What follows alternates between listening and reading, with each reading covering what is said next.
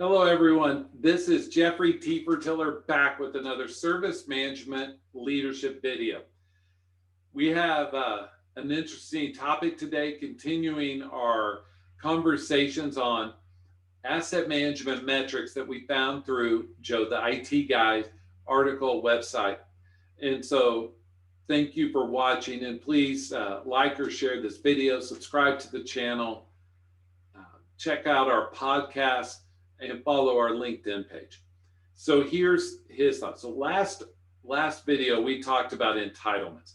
How many licenses have you purchased, and are they for production environment or non-production environment or both or whatever it is?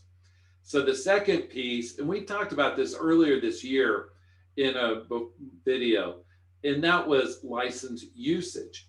So if you use your IT service management tool for discovery, you can do that, use that for this.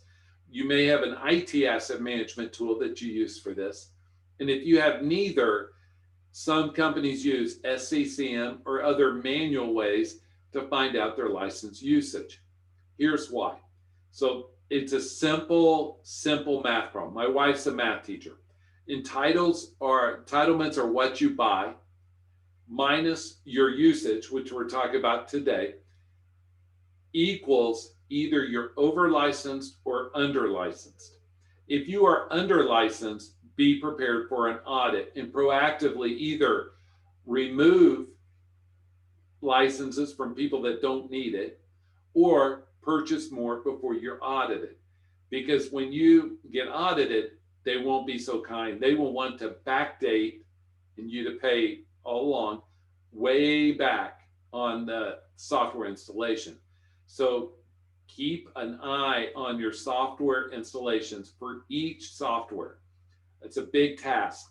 And that's why we at Service Management Leadership would love to help you. And if you need help in asset management, hardware or software, service management or business continuity, we'd love to help. And I hope you have a great day.